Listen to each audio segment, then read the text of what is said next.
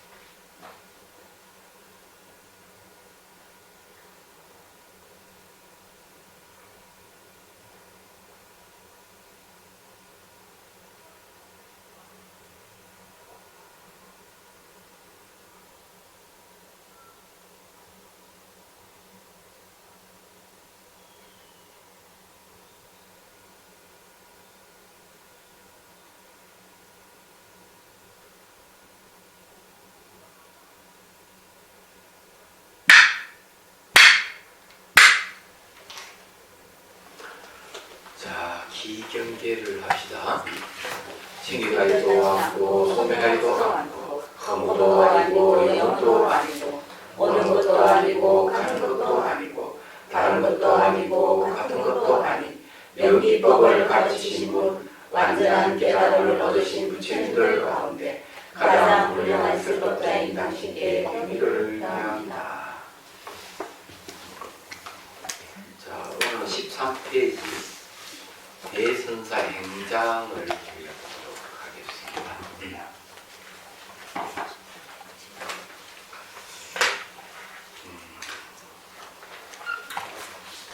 자, 읽어볼게요. 대선사는 선주 영국현 사람이며 성은 해시다. 어머니의 꿈에 신비한 사람이 스님 한 분을 모시고 왔는데 얼굴은 검고 코는 뿔뚝하였다.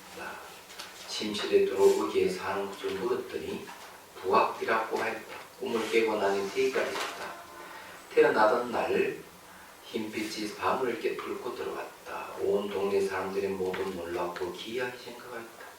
그때가 남송 철정 어느 4년 기사일 즉 11월 10일 4시에 태어났다. 남송 시대 때네요. 선사의 법피는 종고이다. 나이는 13세에 향교에 들어가서 동학들과 장난을 치면서 벌을 던졌는데 마치 선생님의 모자에 떨어졌다. 대상급 300냥을 물어주고 돌아와서 말했다. 세상에 글을 읽는 것이 어찌 출세간의 법을 참고하는 것과 같으랴. 하고는 향교의 공부를 그만두었다. 16세에 동산 해운원의 해제대사에게 의지하여 출가했다. 17세에는 물을 갖고 구족계를 받았다. 17세에는 구족계를 받는 것은 좀 문제가 있네요. 원래는 이제 20세가 지나야만이 구족계를 받거든요. 그 17세 구족계를 받았다니까 이 당시에 조금 구족계를 막 함부로 주고 그랬는 것 같아요. 계율이 어긋납니다, 이거. 19세에는 다른 지방으로 돌아다니다가 태평주에 있는 은적함에 이르렀다. 암주가 맞아야 손님 접대를 대단히 구하게 하고는 말이야. 지난밤 꿈에 가람신이 부촉하기를 내일 운봉열 선사가 이 절에 올 것이다 라고 했는데 혹시 그대가 아닌가? 라고 하고는 운봉열 선사의 어록을 보여줬다. 선사 가문 보고는 다 외웠다. 이로부터 사람들이 그를 운봉열 선사의 후신으로 불렀다. 자, 이 내용이 이제 요 강설에도 얘기를 이제 하고 있는데 꿈 얘기가 두 분 나옵니다, 그죠? 네, 꿈 얘기 두 분 나오는데 행장이라고 하는 거는 이제 돌아가신 분의 행적이죠. 살아온 행적을 기록한 걸 행장이라고 합니다. 이분은 이제 한교에 가서 그 공부를 했지만 별로 마음에 된 게 없었던 것 같아요. 출가를 이제 했는데, 자, 태몽도 참 여사스러운 건 아니죠. 태몽이 이제 여사스러운 건 아니고, 또 한교에 또 다니다가 안 다니는 데는 보면은 또 그쪽 인연이 아닌 것 같고, 또 출가를 했는데 또 이제 그 은저감이라는 남자의 주의심 지는만 꿈 이야기를 또 했죠. 얘기하자면 거기에 이제 15페이지 한번 보십시오. 강설 부분인데 16세는 어린 나이 출가에 돌아다니다가 19세의 은적함이라는 절에 들렀는데 주의스님 지난밤 꿈을 꾼 얘기를 하였다. 운봉열 선사의 후신이라 이란다. 운봉열 선사는 임재종 문화의 8세 법선으로 기록되어 있다. 네. 임재종 8세 법선이라면 그도 전생에 그렇게 깨닫던 분이 틀림없다. 오역이 많이 남은 이야기지만 오성전에 기록되어 있는 글이다. 독자의 해석에 맞을 수밖에 없는 내용이다. 여기서 한마디 하자면요. 깨달았다고 해가지고 다시 태어났을 때 그 깨달음이 계속 유지되느냐 하는 문제가 있는 거거든요. 안 그렇겠어요? 그래서 이제 경전을 이제 근거를 하면은 아이가 그 영혼이 어머니 태 속에 들어갈 때, 어머니가 들어갈 때 의식이 깨 있으면은 성인이다. 그 어머니 태에 머무를 때도 의식이 깨 있으면 성인이다. 그러면 태어날 때도 의식이 깨 있으면 성인이다. 이랬어요. 물론 그 성인의 경지 차이는 있을런지 모르죠. 그리고 이제 청담 스님의 글에도 보면은 그랬지 태어날 때 의식이 깨 있는 상태로 태어났어. 그 다음에는 이제 영혼이 미하지 않는다 하는 얘기를 하고 있습니다. 자, 우리가 이제 그 생각해야 될 부분은 어떤 부분이 있느냐 하면은 이 생에서 열심히 수행에 깨달았다 하더라도 다음 생에 태어날 때부터 깨달은 성인으로 태어나느냐 하는 문제는 그렇진 않다 하는 생각이 좀 들어요. 그 티베트 불교에도 보면 이제 뭐가 있는가 하면은 림포체 제도가 있어요. 그러면 림포체 제도가 있는데 돌아가시면은 이제 몇 년 뒤에 그 아이를 찾아놨습니다. 얘기가 찾아놨거든요. 아이를 찾아놨었는데 거기에 이제 뭐 달라이 라마 스님도 그렇고 그렇지만은 성녀와 철학자 하는 책에도 보면 이제 그 얘기 나와요. 자기 스승이 돌아가셔서 스승을 찾아놨었는데 어떤 마을 어귀에 물론 변복을 하고 갑니다. 들어가는데 아이들 속에서 막 뛰어놀다가 탁 넘어졌어요. 어떤 아이가 넘어지면서 힐끗 지나가는 이 일행들을 보고 어떤 사람을 딱 지목을 하는 거죠. 지목에 아무개 누구 나를 좀 부책해다오. 그래서 그 아이를 찾아요. 그건 전생 기억이 남아있는 거죠, 습관적으로. 그래서 보통 이제 깨달은 이가 다음에 이제 태어난다. 태어날 때는 좀 특별한 데가 있는데 이제 왜 태어나느냐? 중생구제하기 위해서 태어나는 것이죠. 그렇지만 전생에 갖고 있는 깨달음을 그대로 가져온다는 보장이 없고 그대로 지식을 다 가져온다는 보장이 없어요. 물론 서가모니 부처님 같은 경우는 좀 특별하겠지만요. 그래서 이제 이런 생을 한번 돌면은 전생에 갖고 있는 지식은 다 아마 없어지는 것 같습니다. 그래서 이제 림포체 같은 경우도 새로 배우는 거예요. 차근차근 새로 배우는 거죠. 그렇지만은 깨달은 분이 갖고 있는 총기 이런 건 없어지는 건 아닌 것 같습니다. 보면 빨리 습득을 하고 얘기하자면 그래서 이제 요 좀 내용 보면은 운봉열 선사의 후신이다 대선사. 근데 그 어록을 한번 보고 다 외웠다 하는 걸 보면은 그 총명한 총기는 이로 말할 수가 없다. 이렇게 이제 말할 수가 있겠어요. 얘기하자면은. 이거는 또 내과학적인 측면에서도 우리가 얘기해 봐야 되는데, 내과학적인 측면에서는 뭘 얘기하고 있는가? 모든 정보는 이 대뇌 피질에 저장이 된다. 그렇지만 사람이 죽으면 두뇌도 없어져 버린다. 소멸해가지고. 없어지면 다음에 태어날 아기들은 어떻게 되느냐? 예. 그 과거 정보가 다 없어야 되는 거죠. 왜냐하면 두뇌가 벌써 소멸해 버리기 때문에 그 사람이 갖고 있는 정보 다 없어진다. 이래 보는 거죠. 근데 불교에서 보는 입장은 좀 다른 거예요. 새로 타는 애기들 중에서는 전생을 기억하는 애들이 있는 거죠. 이 선사들이 바로 그런 겁니다. 그래서 완전히 깨닫게 되면, 전생을 보게 되면 전생이 자기 갖고 있는 모든 정보를 낱낱이 다 알게 되는 거죠. 그게 숙명통이잖아요. 얘기하자면. 그렇기 때문에 이제 그런 걸 봤을 때 이 내과학에서 주장하는 것이 다 옳다고 얘기하기는 좀 곤란하다. 그런데들은 조금 더 공부를 해야 되지 않느냐, 내과학자들이 그렇게 생각을 하고, 제가 주장하고 싶은 거는 뇌신경세포가 전생을 기억한다든지 모든 걸 지시 내린다든지 그런 건 아니라고 생각해요. 뇌신경세포는 물질이기 때문에 아는 성질이 없어요. 그래서 뭐를 알고 판단하는 걸 마음이 하는 일이에요. 뇌신경세포라고 하는 것은 단지 마음이 일어나서 작용하는 데 있어서 하는 통로 구실을 하는 것이지, 뇌신경세포가 모든 걸 결정하는 건 아니다.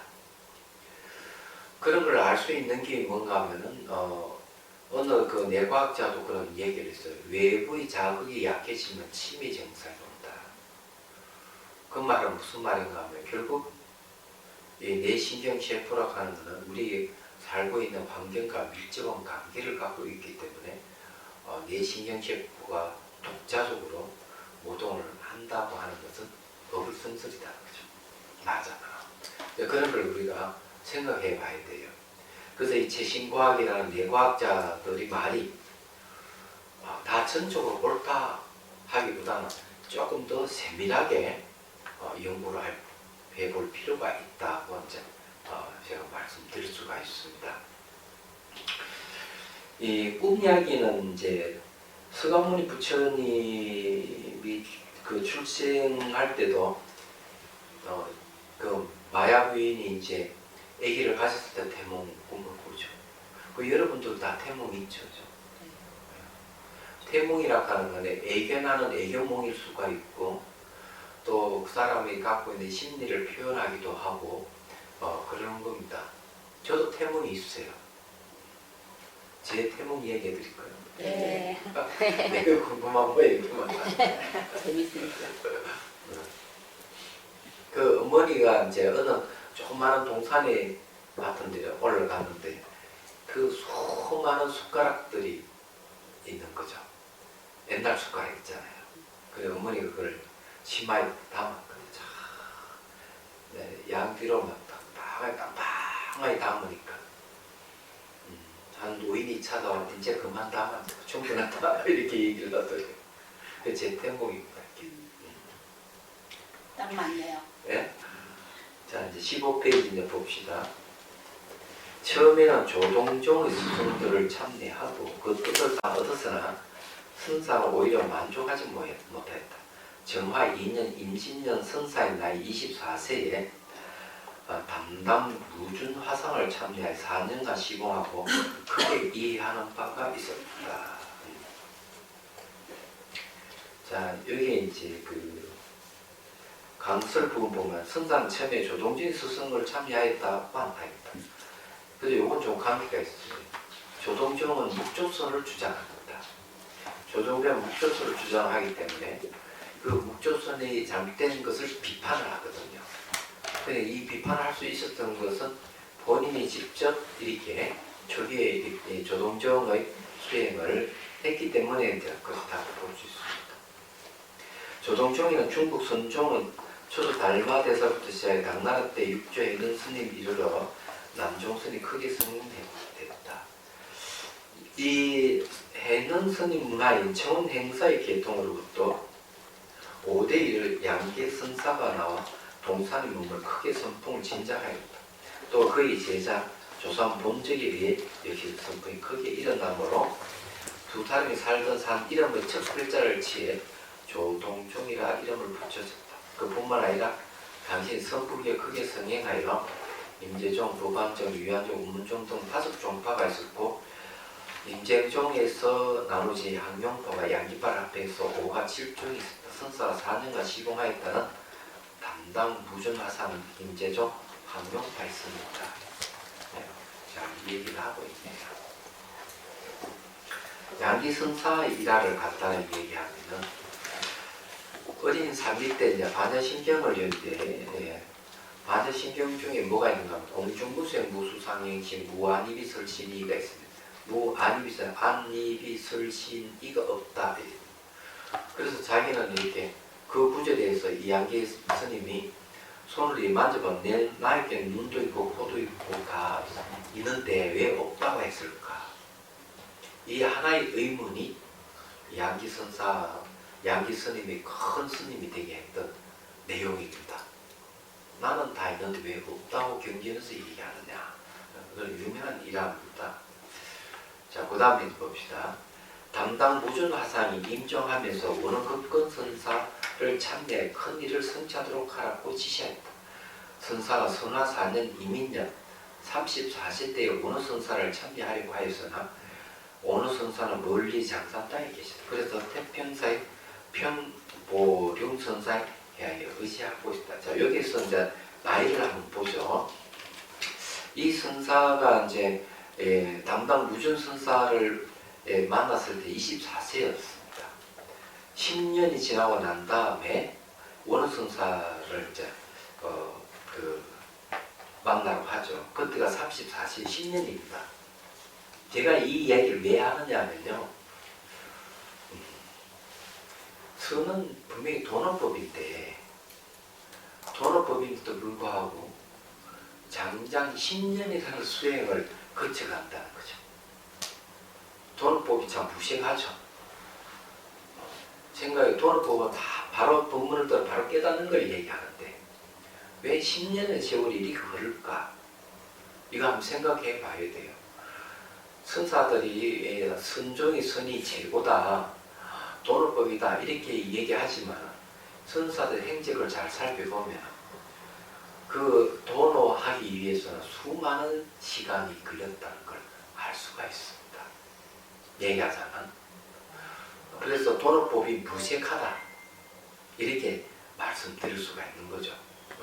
선사 스님들이 아무리 선종의 선이 최고라고 얘기하지만 이런 면에서는 다시 중생의 근기를 헤아릴 줄 알아야 된다. 저는 그런 면에서 모종사의 도노 점수술이 참으로 귀한 가르침이다 이렇게 보는 거죠. 도노 돈수가 최상이라고 아무리 얘기하더라도 사람의 근기가 안 되면 깨닫고 난 뒤에 닦을 수밖에 없는 거예요. 그건 인정을 해야 되는 거죠. 말하자면 그러면 그건 어디서부터 그렇게 비롯되느냐 이렇게 얘기하면 육조 해능 스님께서 육조 단경에서 분명하게 얘기를 합니다. 법은 빠르고 느림이 없지만 사람에게는 청명함과 우둔함이 있다. 그래서 우둔한 사람은 시간이 오래 걸리고 청명한 사람은 바로 깨닫는다는 얘기죠. 얘기하자. 근데 그런 걸 근거를 하면은 청명한 사람에게는 도노 돈수, 좀 우둔한 사람은 도노 점수 이렇게 생각할 수도 있겠습니다. 근데 보편적으로 누구나 닦아서 누구나 깨달을 수 있게 하는 게 아주 중요하다. 그런 길을 열어주신 분이 보조국사라고 저는 봅니다.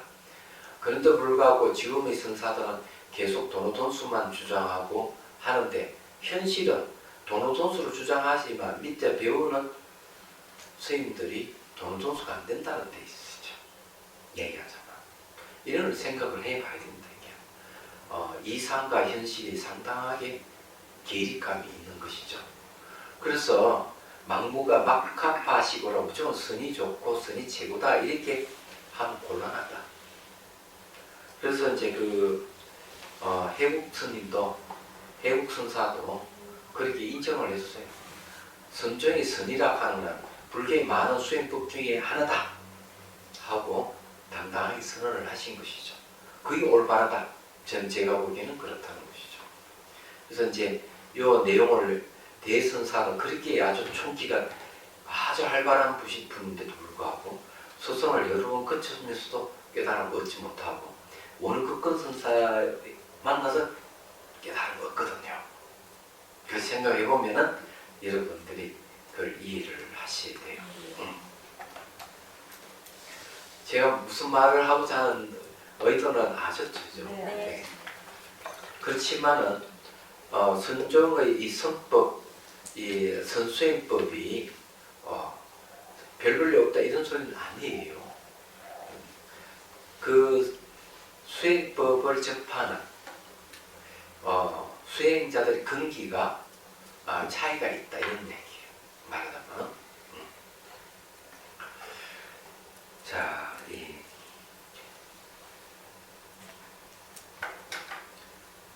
이제 여기 무비 스님도 이제 이 담장 부전 선사가 인종을 앞두고 오늘 극건 선사를 소개함에 대한 얘기를 했습니다. 그렇지만 단장 못 만나고 뒤날 한장 가서 만나게 되죠. 자, 18페이지 보십시오. 선하 7년 을사, 선사 나이 37세 때 비로소 병경 청년사에서 오늘 극건 선사를 참여할 수 있습니다. 그리고 그 이후로 또 세월이 얼마 흘렀습니까? 3년이 흐르고 난 다음에 그러니까 13년 만에 이제 선수행하고 13년 만에 만났다 해야 되나? 그런 거죠. 자, 겨우 40일이 지난 어느 날 원호 선사가 법당을 열고 법문하였다. 어떤 스님이 우문 선사기물었다. 무엇이 모든 부처님이 나온 것입니까? 우문 선사가 말씀하셨다. 동산이 물리로 간다라고 했는데 청련사의 원호라면 그렇게 말하지 않고 나는 그 스님에게 훈풍이 남쪽에서 불어오니 집 모퉁이에서 서늘한 기운이 생긴다라고 할 것이다. 대선사가 이 말을 듣고는 혼란이 앞뒤가 끊어졌다. 오늘 선사가 그를 택목당에 살게 하여 시자의 일을 하지 말고 오로지 보림이만 힘쓰게 하였다. 1차적으로 깨달음을 얻었네요. 훈풍이 남쪽에 불어오니 집 모퉁이에 서늘한 기운이 생겼다. 그랬네요. 자, 이제 우리는 우선 알아둬야 될 게 있어요. 이 조사선의 특징이 뭐냐? 조사선의 특징. 이거부터 여러분들이 이해를 하셔야 돼요. 이해를 해야만이 우리가 이를 공부를 하는데 도움이 됩니다. 선수행하는 사람에게 딱 맞는, 선수행하는 딱 맞는 사람들이 어떤 사람들이 있을까 하는 거예요. 얘기하자면. 자, 부처님께서는 이제 기본적으로 수행 단계를 신수신법을 얘기합니다.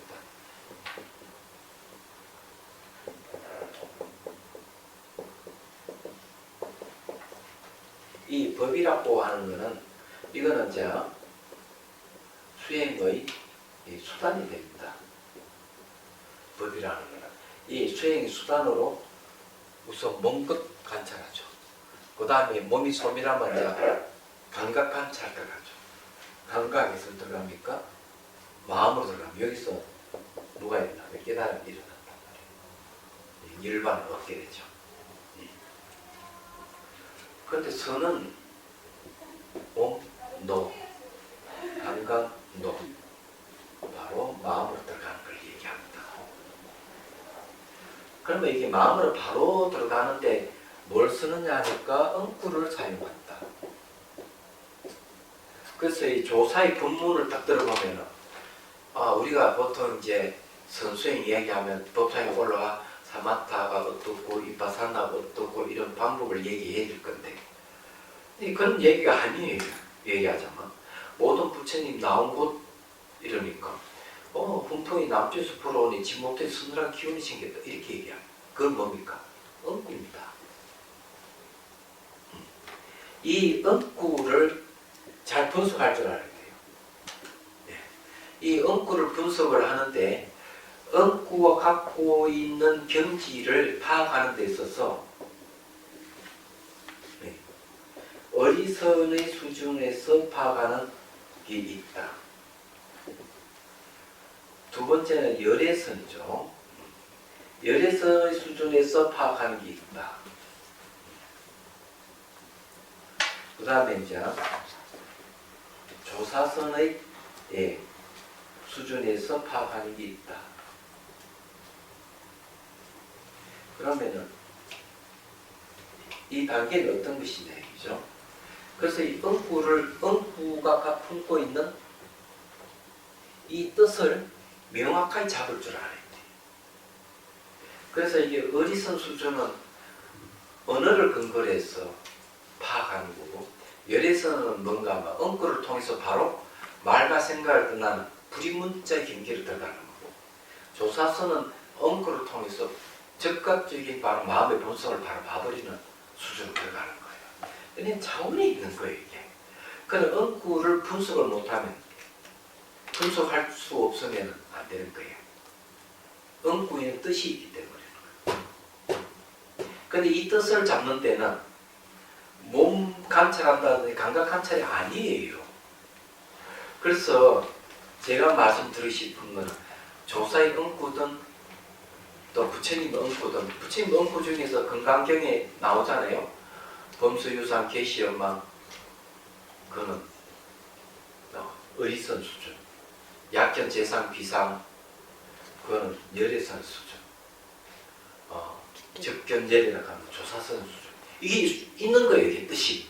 딱딱딱. 이 응구의 뜻을 파악하는 것, 이것이 굉장히 중요한 거야. 그럼 이런 사람들은 어떤 사람일까? 그죠? 얘기하면은, 요즘으로 치면은, 사유를 쓰는 사람들이, 생각이 애리한 사람들이 아주 딱 알맞은 수행. 그래서 내도록 이 생각으로 살아가는 사람.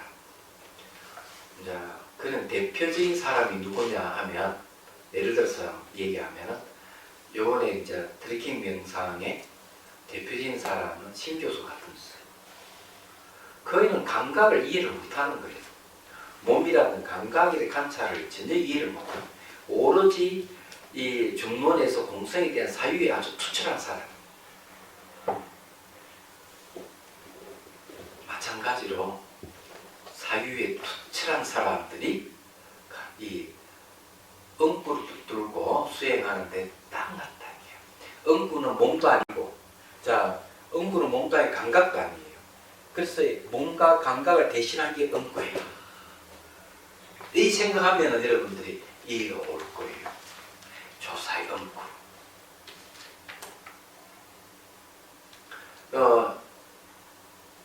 임재선사의 임재상구가 있어요. 임재상구가 모든 부처님과 조사의 가르침을 다 함축하고 있다. 8만 대장경에 수많은 경전이 있는데 임재선은 딱 상구로서 딱 요약을 하고 있는 거예요.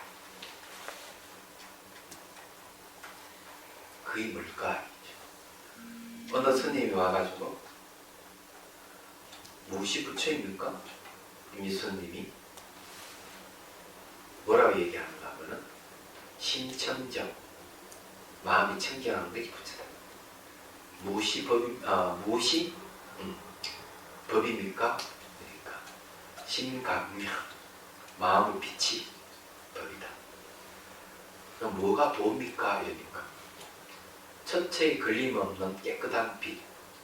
이렇게 이 세 가지는 분리되어 있는 게 아니다. 하나라고 얘기하죠. 어쩔 수 없이 그렇게 얘기했을 뿐이다. 이걸 가지고 선의 경계를 논하신 분이 바로 백파선사예요. 선문수경에 그 얘기를 하고 있습니다. 그런데 제가 이제 말씀드리신 그것도 첫 출발이 뭡니까? 은구로 출발합니다. 그러면은 이걸 한번 바꾸서 생각해 보십시오. 옛날에 이 글자를 모르고 전혀 교육을 받지 못한 사람에게는 선이 과연 합당할까? 합당하지 않습니다. 그러니까 요즘 말로 하면은 지식인들을 위한 가르침이에요. 그래서 이 내용을 보면은 당대 최고의 지식인, 남송시대 때 최고의 지식인들, 그것도 정부 관료를 지낸 사람이라든지 관료들을 대상으로 그 사람들이 지금 요즘 말하면은 고시를 통해 가지고 지금 입신양명한 사람들 머리가 얼마나 좋겠어요. 그런 사람을 대상으로 해서 선생을 지도를 하는 거예요. 편지를 주고받으면서 코칭을 하고 그 했던 게 바로 이 서자예요. 기가 막힌 거죠. 이 면면을 딱 넓으면 누굴 대상으로 했느냐 이죠. 그러니까 이 선이라 하는 것은 둔한 사람에게는 곤란한 거예요. 무슨 말인지 이해가 안 될 수가 있는 거예요. 총명한 사람을 대상으로 하는 가르침일 가능성이 많다. 이해가 되시죠? 네. 그런데 바로 이 은구를 통해서 대선사가 어떻게 됐냐? 그 말도 혼련의 앞뒤가 끊어졌다. 앞뒤가 끊어진 건 뭡니까? 열애선으로 들어간 겁니다.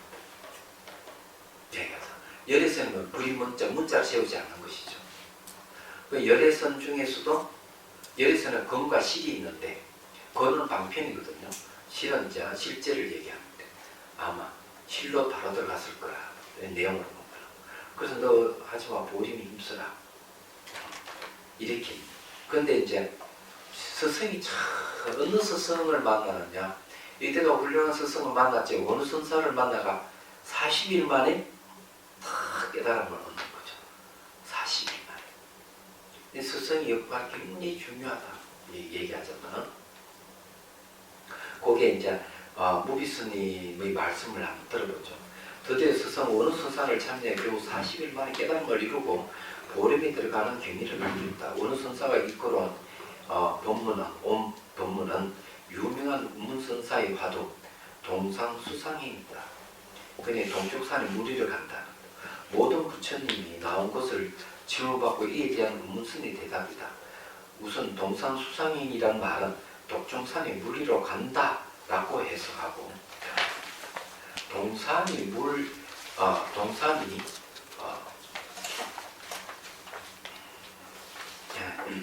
동산의 물이 위로 올간다라고도 해석합니다. 이런 해석은 전국선언의 지대방에서 오랫동안 무수히 천착되던 이야기다. 동산 수상행도 화두지만 제불 출신처도 화두다. 모든 부처님 나온 것이 됐냐니까. 동산 수상이다. 네. 아무튼 어느 선사는 제불의 출신처에 대해서 자신은 그렇게 보지 않았다고 하시면서 나온 대답 훈풍이 남주에서 불어오니 진모퉁이에 서서한 기운이 생긴다 라고 것이다. 이 또한 화합다. 그 뜻을 아는 사람에게는 여마 미소도 향다 반사지만 뜻을 모르는 사람에게 모두가 화두다. 그래서 뜻이 중요하다 이죠. 자, 그러면 뜻에 대한 얘기를 또 한번 하죠.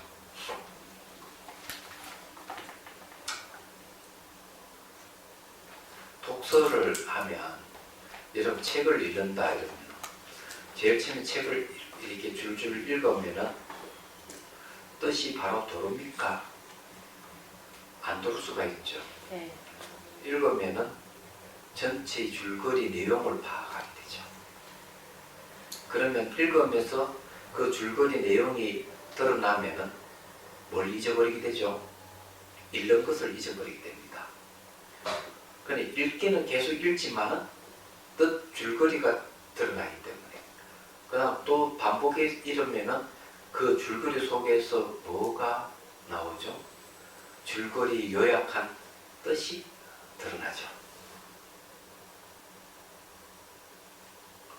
이게 강경하는 방법입니다. 학인 선생님들에게 경론을 읽게 하죠. 읽으면은 처음에는 뭔 뜻인지 모르고 읽다가 자꾸 읽으면 아 전체 내용이 이런 줄거리구나. 그리고 또 계속 읽으면은 이런 줄거리에 이런 뜻에서 이 이야기를 했구나. 이렇게 하는 거죠. 그런데 만일에 그 뜻이 심오한 이치를 담고 있는 것이라면 그 뜻을 접하게 되면 어떤 일이 벌어질까? 심오한 뜻을 접하게 되면 심오한 뜻은 말과 생각을 떠나 있어요. 그래서 앞뒤가 끊어진다는 말을 쓰는 겁니다. 그럼 부처님께서 하신 첫 번째 가는 뜻이 뭘까?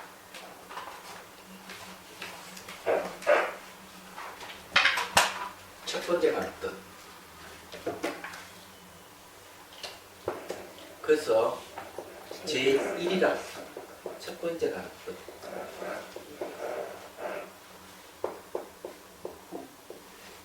제1이 공입니다. 두 번째도 아니고 세 번째도 아니에요. 첫 번째 뜻은 공을 얘기합니다. 또는 제1이 제라고도 얘기를 합니다.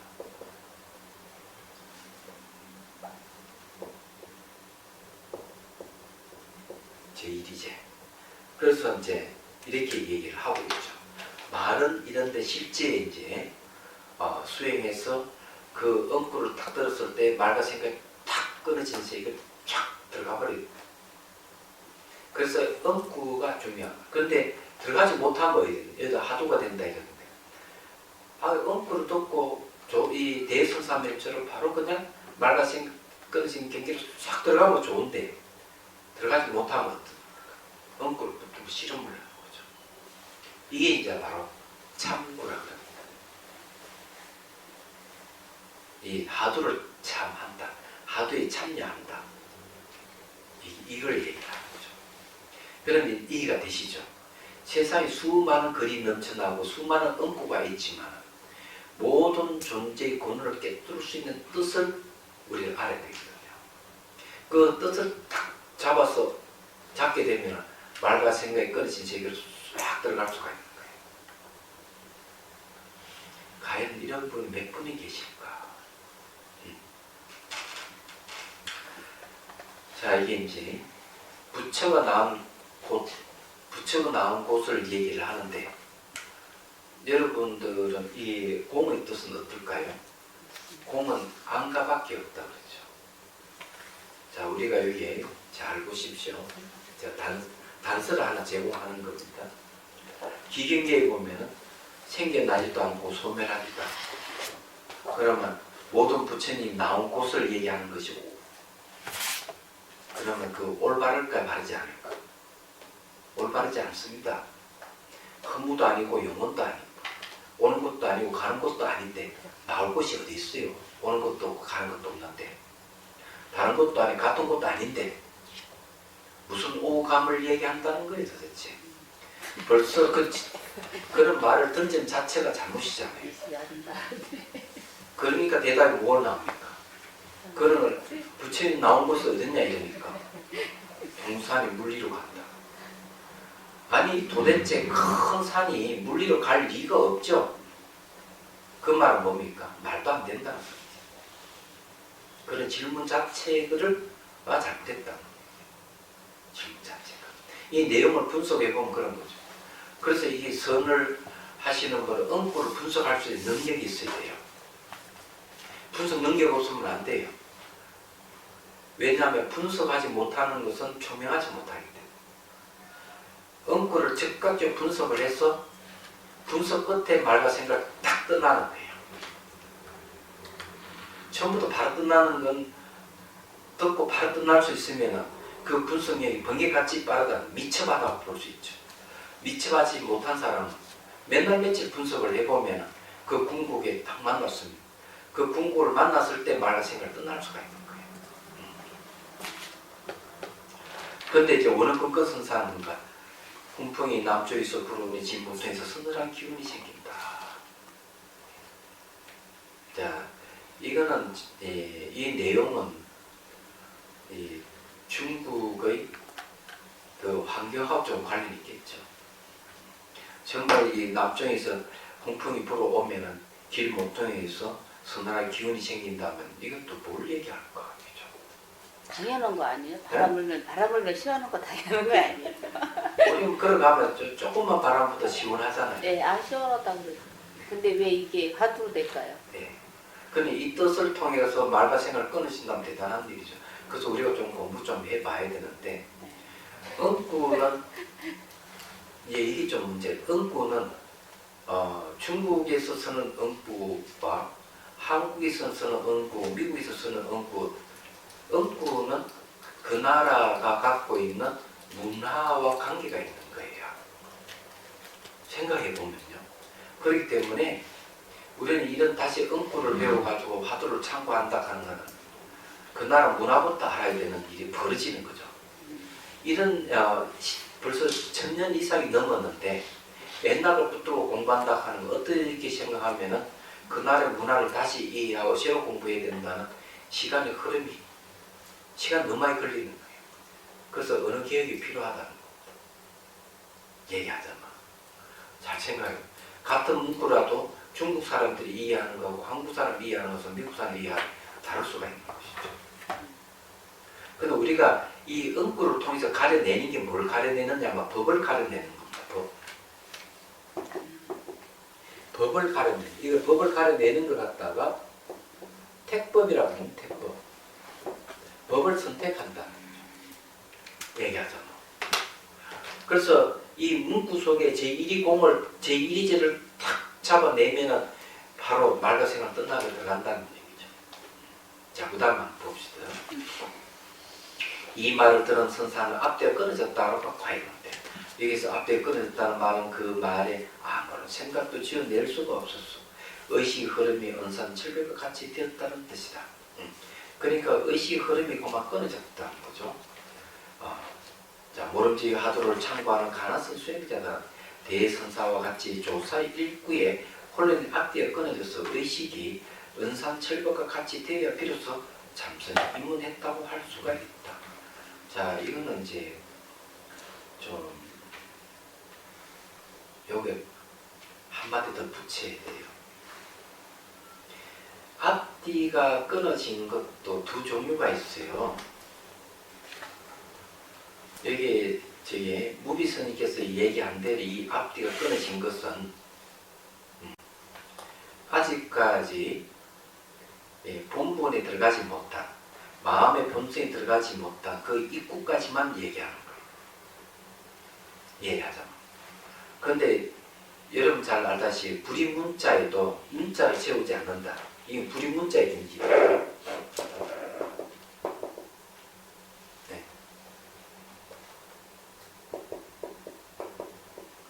자, 문자를 세우지 않는 경지에도 두 종류가 있다.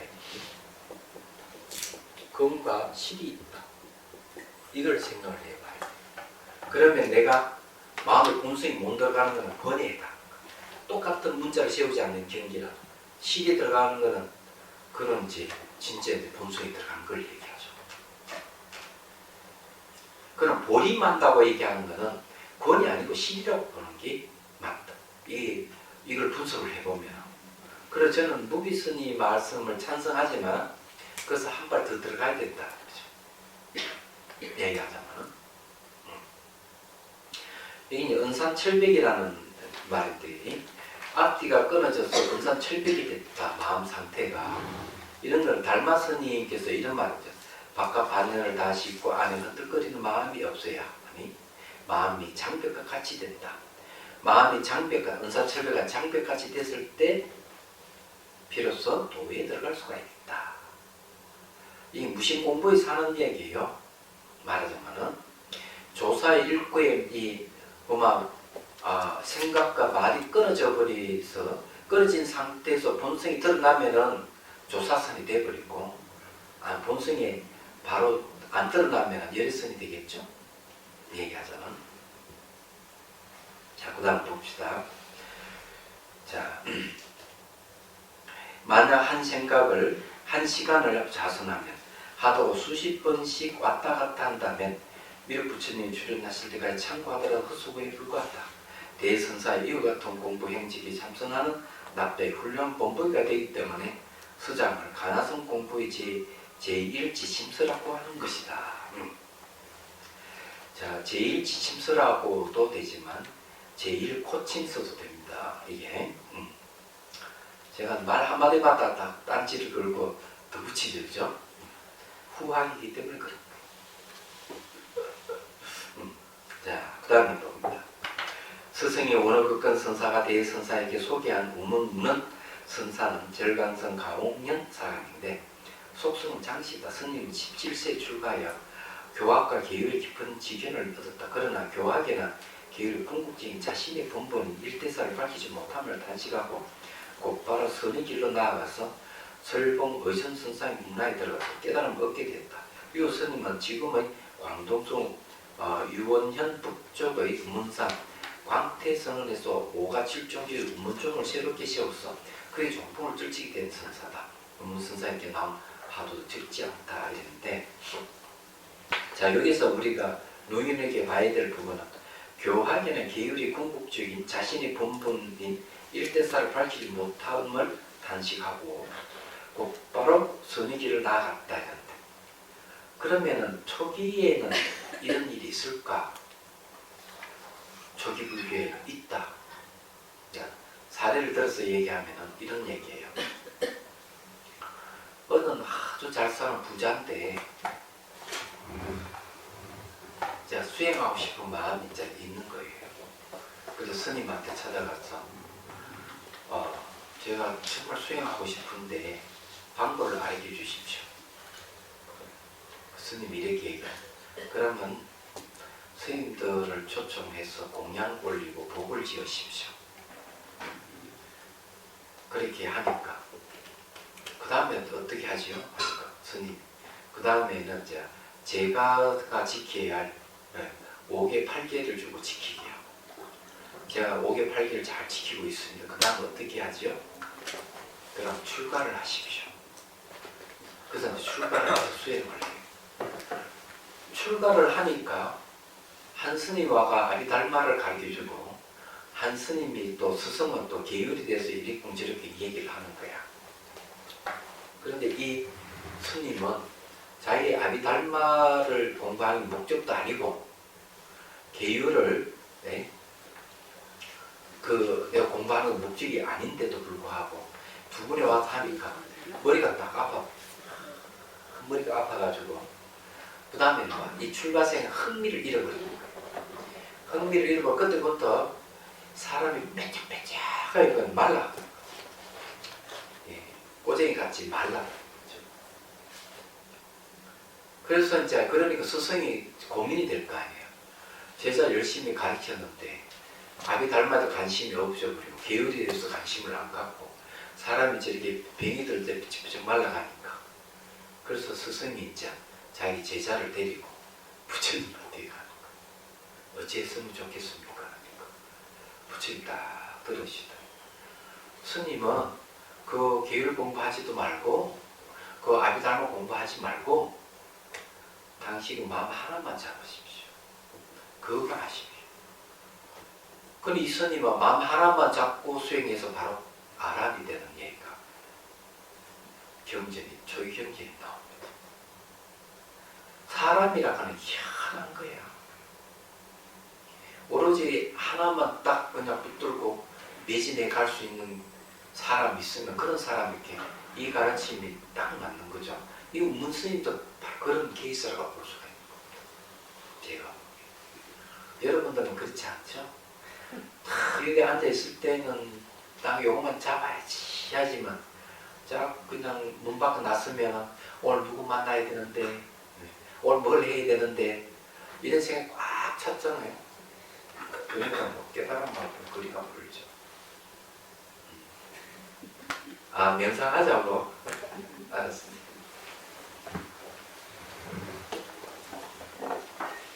제가 이제 가르쳐 드릴 거는요.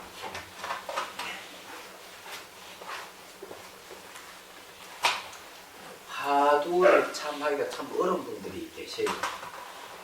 예. 선에는 보면 관하가 있습니다. 관하. 무심이 있습니다. 화두로 관하는 것도 있고 무심 공부도 있어요. 그러면 이제 신수 신법을 우리가 얘기하면은 신수 이래 가잖아요. 근데 이게 화두를 참고하기 잘 안 되시는 분, 또 무심 공부에 이제 마음이 있는 분은 이렇게 해야 돼요. 몸 관찰하고 요 감각 관찰을 해야 돼요. 감각에는 즐거운 감각이 있고요. 예, 괴로운 감각이 있고 무덤덤한 감각이 있어요. 근데 이런 감각을 일어남과 사라짐을 관찰하면서 몸은 없는 곳에 머무는 거죠. 일어나고 사라져도 일어나도 일어난 자치고 사라져도 사라진 자치가 없는 데가 있습니다. 거기에 딱 머물리게 되면 바로 이 수에서 무심으로 들어갑니다. 무심으로 들어가는 게 바로 또 심으로 들어가는 방법이에요.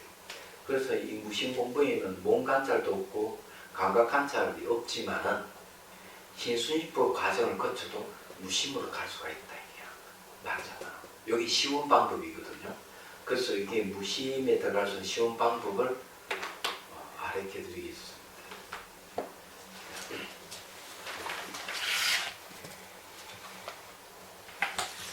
옆에 누가 치는 거거든?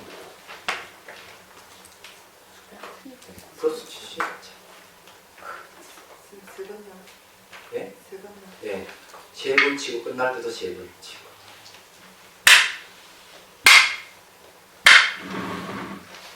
자, 숨을 들이쉬고 내쉬고 어깨 힘을 빼고 척추는 고추 세우고 시선은 곳곳이 잠시 둡니다. 자, 눈을 감고 자, 가슴에서 하얀 용꽃볼에 쭉 솟아서 정수리 연꽃이 활짝 피는 걸 상상하십시오. 그리고 지혜와 자비의 형상화인 관자재보살이 미소를 띠고 앉아있다 상상합니다.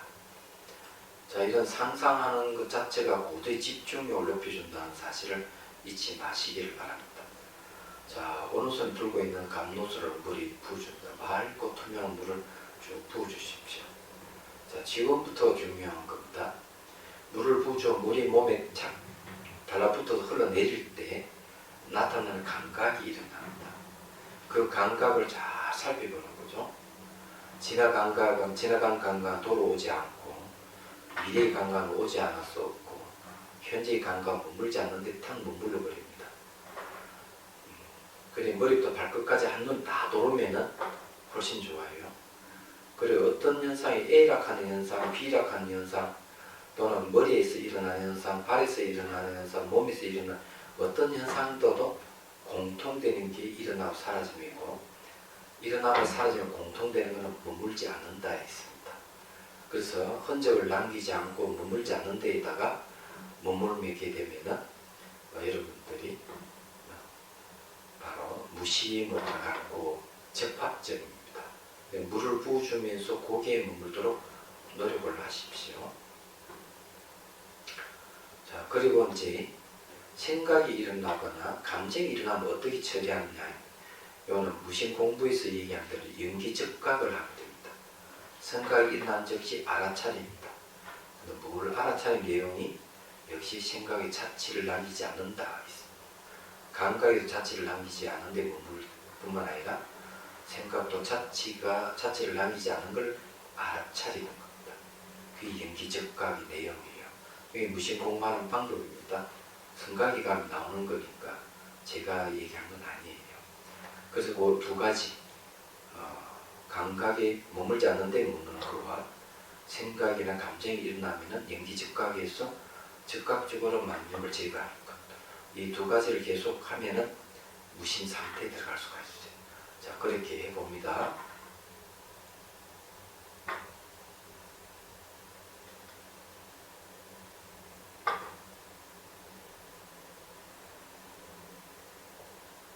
한 가지 더 얘기해야 되겠네요. 몸이 사라져버리면 물을 부을 필요가 없어요. 그냥 감각을 머물지 않는 데만 머무르세요.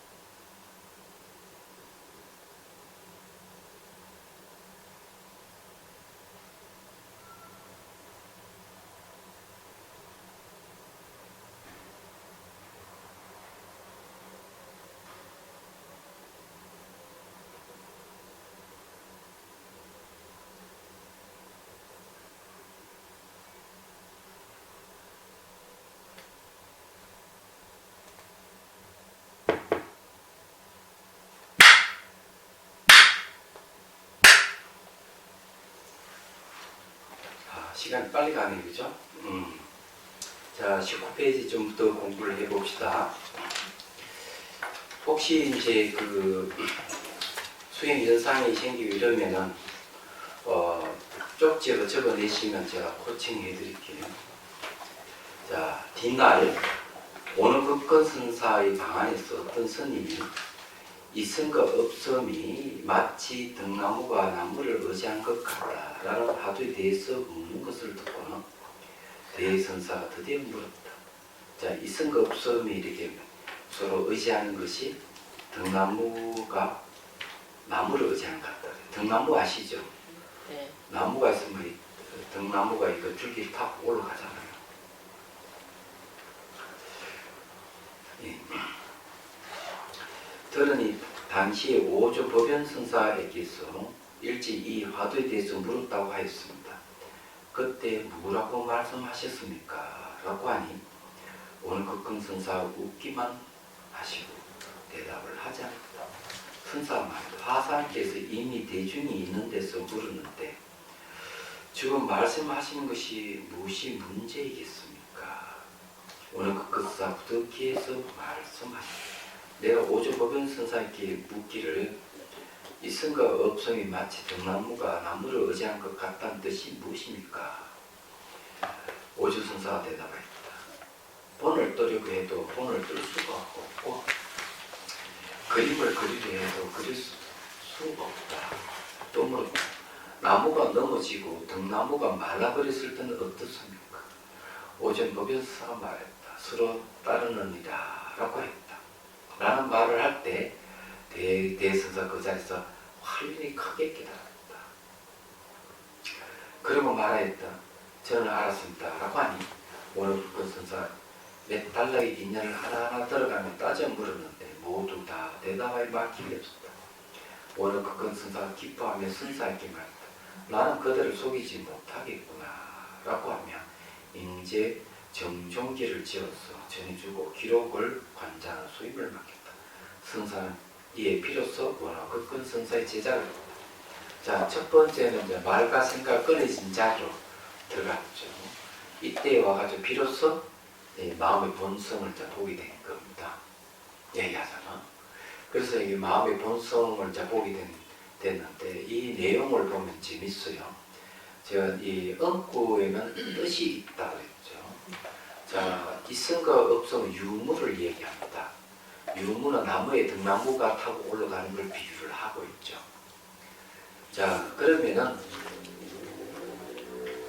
이걸 한번 이제 분석을 한번 해보죠. 분석하는 게 상당히 재밌을 겁니다. 그래서 이제 유와 무가 마치 등나무가 나무를 의지한 것 같다는 뜻이 무엇입니까? 이 이제 엉구를 물으니까 오조법연사가 본을 뜨게 해도 본을 뜰 수가 없다. 그림을 그리려고 해도 그릴 수 없다. 이랬습니다. 여러분 이거 아셔야 되죠. 자, 한번 얘기해 보죠. 요즘 말로 하면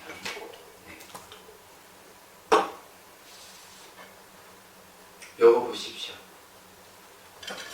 요거 뭐가 없죠, 그죠? 네. 뭐가 없어? 이 없다 하는 것은 뭐가 없는 겁니까? 커가 없죠. 네. 요거 컵을 올리는데 컵이 올리는 글쎄 이 컵이 없다는 거죠. 그럼 여기 없다 하는 건 뭘 근거로 해서 없다고 하는 거예요? 있다는 거죠. 있음을 근거해서 없다고 했어요. 그러면 있다는 거와 없다 하는 것은 동일한 겁니다. 그래서 있음을 제외하면 없는 것, 없다는 것을 얘기할 수 없고 없다 하는 걸 제외해버리면 있다 하는 것을 얘기할 수가 없어요. 그럼 있음과 없음이 서로 딱 이렇게 깍지 끼우듯이 있다고 하는 것은 그걸 있다고 해도 틀렸고 없다고 해도 틀린 거예요. 그렇죠? 그러면 여기서는 그림을 그리려면 그릴 수 없고 본을 뜰래 뜰 수가 없다는 말. 이건 유다, 이게 무다 하고 결정할 수 없다는 얘기예요. 둘이 다 의존 관계를 갖고 있어요. 그러면 이것을 나무를 넘어뜨리면 어떻게 됩니까? 등나무도 없어진다는 거는 있음을 제거하면 없음도 제거되는 거고, 없음을 제거하면 있음도 제거된다는 얘기예요. 예, 이해가 되시죠? 네. 그러면 이제 우리 마음의 본성은 유도 아니고 무도 아니에요. 근데 우리는 있음을 근거하는 건 대개 영원주의라고 그럽니다. 절대주의. 없음을 근거하는 것은 허무주의라고 그럽니다. 그래서 대선사가 이 크게 깨달았다 하는 것은 이 마음 자리에 왔을 때는 있다 없다 하는 근거한 모든 견해에서 벗어났다는, 마음의 본성은 그런 견해가 없다는 얘기예요. 그래, 이게 이제 대단한 거예요.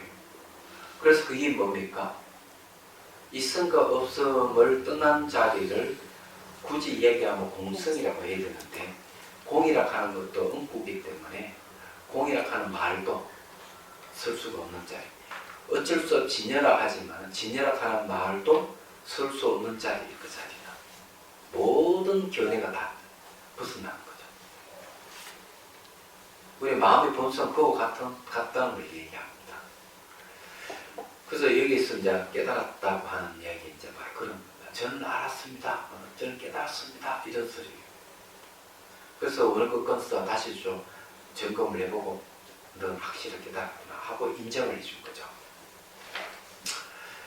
그러면 앞에서는 그냥 말과 생각을 떠나서 그냥 말과 생각이 떠난 자리로 쑥 들어가는데 들어가기만 했지 거기에는 법이 없었던 것인데 여기에는 이제 확실히 법을 깨달은 것이죠. 이런 걸 우리가 명확하게 이해를 하셔야 돼요. 그 택법이 중요한 겁니다. 말과 생각을 떠났다 해가지고 다 깨달았다고 얘기할 수는 없다. 말과 생각을 떠났는데 그 자리가 부처님이 깨달음과 부합을 합니다. 그래서 여기에 내용이 그런 거죠. 생겨나는 것도 아니고 소멸하지도 않고 허무도 아니고 영혼도 아니다. 허무도 아니다가 무가 아니고 영혼도 아니다가 유가 아니다 이 말이에요. 오는 것도 아니고 가는 것도 아니고 다른 것도 아니고 같은 것도 아니다. 그 자리는 그거 같은 자리예요. 그렇기 때문에 우리가 늘 그거 어떻다 저떻다 계속 그림을 그리고 폰을 뜨고 이렇게 하면 그건 다 어긋나게 돼 있는 거죠. 이거는 체험의 세계를 얘기를 하는 거니까. 오늘 요거까지 하겠습니다. 대학비 합시다. 중생들을 구하려는 마음으로 깨달은 중수를 이룰 때까지 부처님과 법과 선거에 항상 기이합니다. 지혜와 자비를 갖추고 이조를 위해 노력함으로써 부처님 앞에 머물겠습니다. 원만한 보심을 일깨우겠습니다. 동기가 있는 한 중생이 있는 한 저도 함께 따라 머물